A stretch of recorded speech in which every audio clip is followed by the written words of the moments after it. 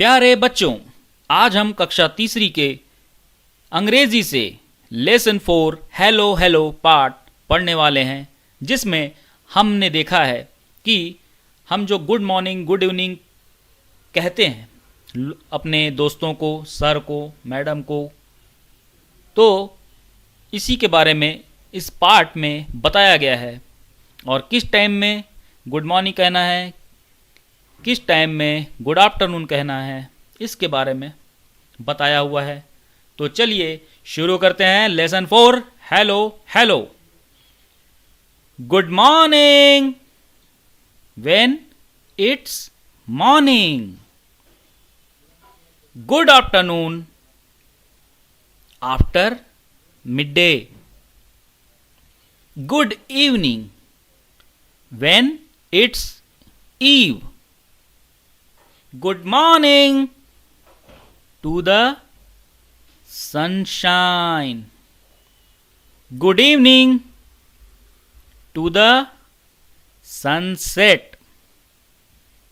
And when it's time to go away, Goodbye, goodbye, goodbye. तो बच्चों चलिए फिर से देखते हैं lesson 4 hello hello.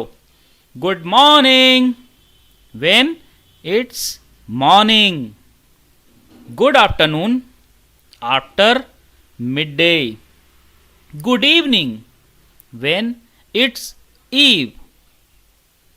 Good morning to the sunshine. Good evening to the sunset. And when it's time to go away, goodbye, goodbye, goodbye. तो बच्चों चलिए अब इसका अर्थ जान लेते हैं कि कब कब हमें गुड मॉर्निंग कहना है और कब गुड आफ्टरनून। चलिए देखते हैं पाठ में क्या बताया गया है। गुड मॉर्निंग मतलब सुप्रभात। इसे कब कहते हैं? जब सुबह हो, when it's morning. Good afternoon यानी शुभ दोपहर। इसे कब कहते हैं? आफ्टर मिड डे यानी आधे दिन के बाद। दोपहर के जब 12 बजते हैं ना, उस टाइम से गुड आफ्टरनून कहा जाता है। गुड इवनिंग शुभ संध्या। इसे कब कहते हैं? व्हेन इट्स ईव यानी जब शाम होती है तब कहा जाता है। गुड मॉर्निंग सुप्रभात। और कब कहते हैं?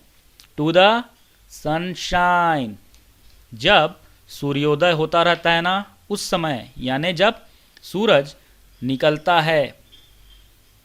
Good evening to the sunset कब? सूर्यास्त के समय जब सूरज डूबता रहता है और अंधेरा छाने लगता है तब कहा जाता है। And when it's time to go away और जब हम कहीं जा रहे हो तब क्या कहते हैं? गुड बाय, अलविदा। गुड बाय, अलविदा, गुड बाय, अलविदा। तो देखा बच्चों, इसमें आपको समझ में आया होगा कि कब कब हमें गुड मॉर्निंग कहना है, गुड इवनिंग कहना है और गुड नाइट कहना है। तो चलिए कुछ मायने यानी मीनिंग्स देखते हैं, कुछ वर्ड देखते हैं। मॉर्निंग यानी मीन्स, इसका मीन्स जो होगा वो होगा सुबह। आफ्टरनून यानी दोपहर। ईव यानी शाम। सनसेट यानी सूर्यास्त। हेलो यानी हेलो। इवनिंग यानी शाम। गुड यानी के अच्छा। सनशाइन यानी सूर्योदय। गुड बाय यानी अलविदा। नाइट यानी रात। और जब हम सोने जाते हैं तो उस टाइम हमें गुड नाइट भी कहना पड़ता है। तो चलिए कुछ एक्सरसाइज देखते हैं।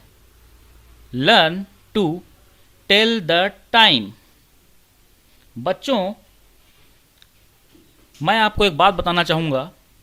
जब सुबह हम जागते हैं, यानी कि जब दिन का टाइम होता है, तो हम गुड मॉर्निंग कहते हैं। और जब दोपहर के 12 बज जाते हैं तो उस समय हम गुड आफ्टरनून कहते हैं।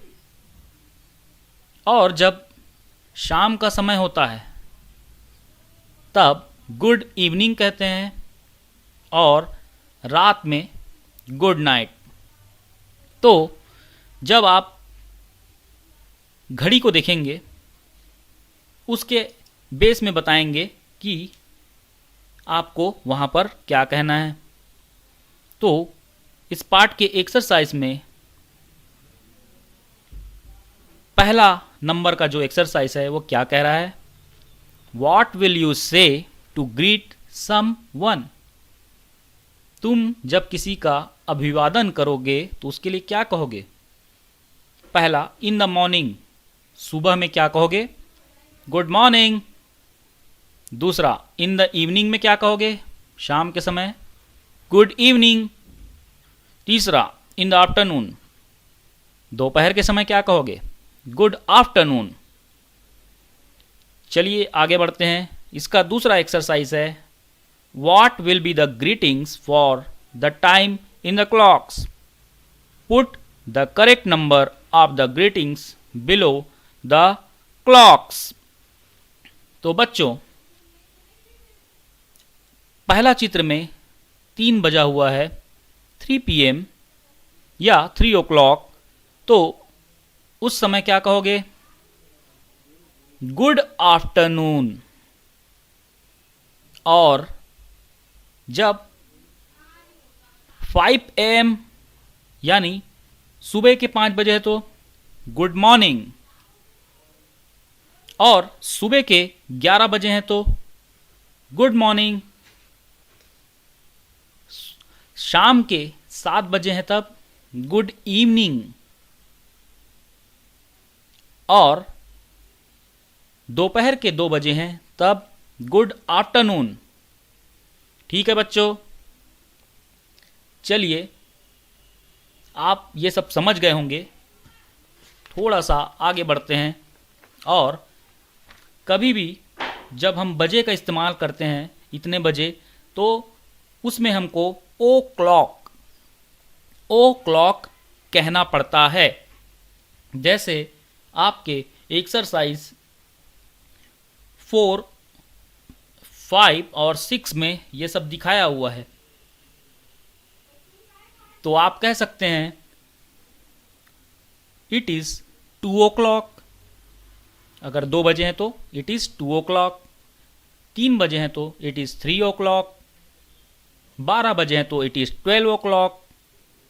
10 बजे हैं तो इट इज़ 10 o'clock।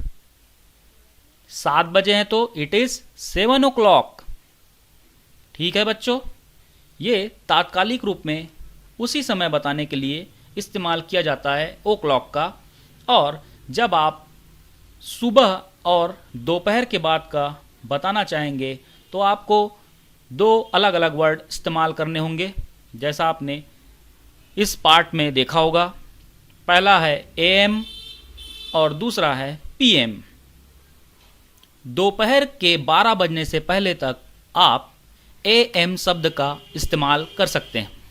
और जब दोपहर के 12 बज जाते हैं उसके बाद आप रात तक PM का इस्तेमाल कर सकते हैं। ठीक है बच्चों, तो आज ये क्लास यहीं पर समाप्त होती है।